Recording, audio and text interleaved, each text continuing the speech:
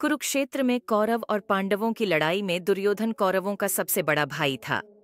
दुर्योधन अधर्मी, जिद्दी और मूर्ख भी था। वह गांधारी और धृतराष्ट्र का पुत्र एवं कर्ण का मित्र था, परंतु वह अधिकतर बातें अपने मामा शकुनि की ही मानता था।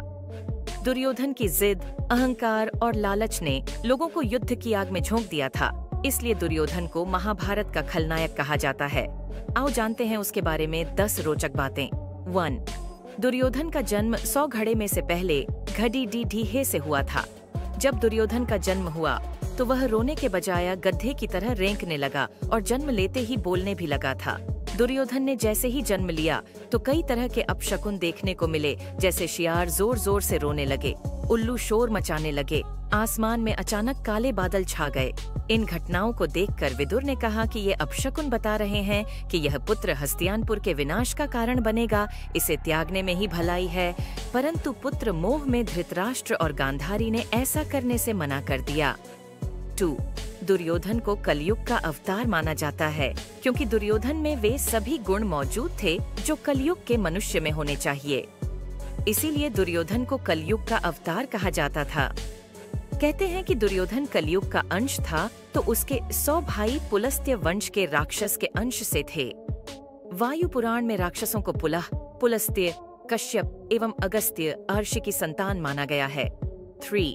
दुर्योधन कुटिल, क्रूर होने के साथ ही गदा युद्ध में भी पारंगत हो गया था।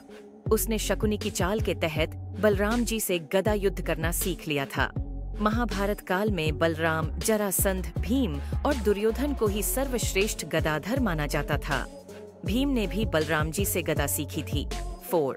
गांधारी ने अपनी दिव्य दृष्टि से दुर्योधन के शरीर को व्रज के समान बना दिया था, परंतु श्री कृष्ण की नीति के तहत दुर्योधन के गुप्तांग और जंघा कठोर नहीं बन पाई थी।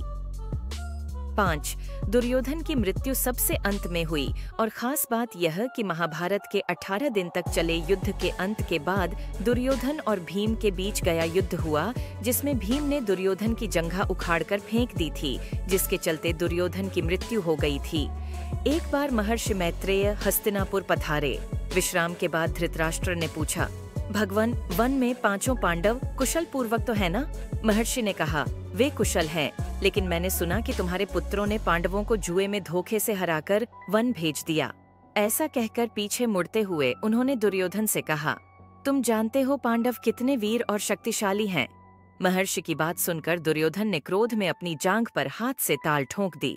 दुर्योधन की यह उद्दंडता देखकर महर्षि को क्रोध आ गया और उन्होंने कहा, तू मेरा तिरस्कार करता है, मेरी बात शांतिपूर्वक सुन नहीं सकता।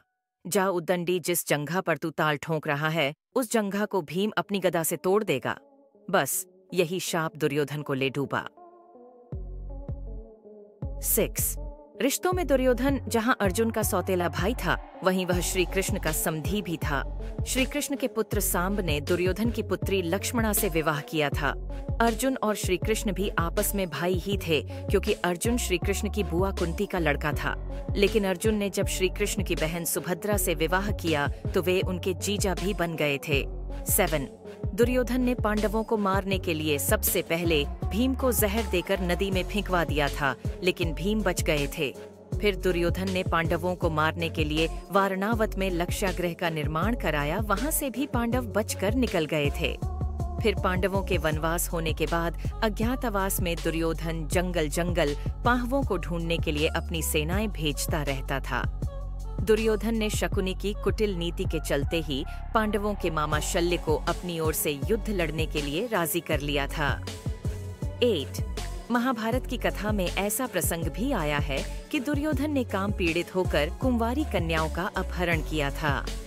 द्यूत क्रीड़ा में पांडवों के हार जाने पर जब दुर्योधन भरी सभा में द्रौपदी का अपमान कर रहा था, तब गांधारी ने भी इसका विरोध किया था। फिर भी दुर्योधन नहीं माना था। यह आचरण धर्म विरुद्ध ही तो था। जब दुर्योधन को लगा कि अब तो युद्ध होने वाला है, तो वह महाभारत युद्ध के अंतिम समय में अपनी माता के समक्ष नग्न खड़ा होने के लिए भी तैयार हो गया। महाभारत में दुर्योधन के अनाचार और अत्याचार के किस्से भरे पड़े हैं। 9.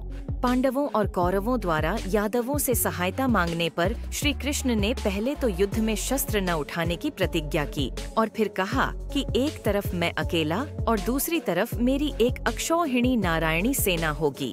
अब अर्जुन व दुर्योधन को इनमें से एक का चुनाव करना था। अर्जुन ने तो श्री कृष्ण को ही चुना। तब श्री कृष्ण ने अपनी एक अक्षौहिणी सेना दुर्योधन को दे दी और खुद अर्जुन का सारथी बनना स्वीकार किया।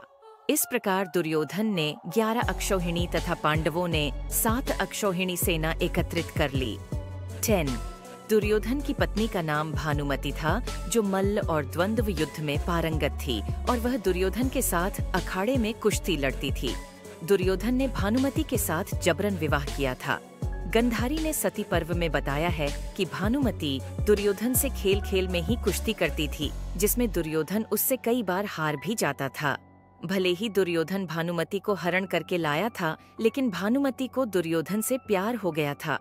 भानुमति को दुर्योधन और पुत्र लक्ष्मण की मौत का गहरा धक्का लगा था। उससे सांत्वना देने वाला कोई नहीं बचा था। अंत में वह बेचारी पांडवों के आश्रय पर जिंदा रही और बड़ी मुश्किल से जीवन गुजारा। दुर्योधन की बहन का नाम दुश्शला था, जिसका विवाह सिंधु नरेश जयद्रथ से हुआ था। 10. कौरवों की सेना सभी तरह के शक्तिशाली थी। एक से बढ़कर एक महारथी थे, परंतु फिर भी सभी हार गए और इसका एकमात्र कारण दुर्योधन ही था, क्योंकि उसने सही समय पर सही निर्णय नहीं लिया और कई तरह की गलतियां की।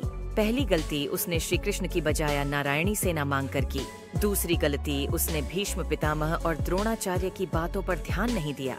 भीष्म ने उसे 5 सोने के तीर दिए थे और कहा था कि कल सुबह में इन तीसरों से 5 पांडवों का वध कर दूंगा।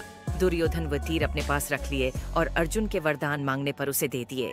चौथी चूक उसने कर्ण से कहा कि घटोत्कच को मार दो, और कर्ण ने अपना अचूक अमोघ अस्त्र घटोत्कच पर चलाकर अपनी शक्ति खो दी।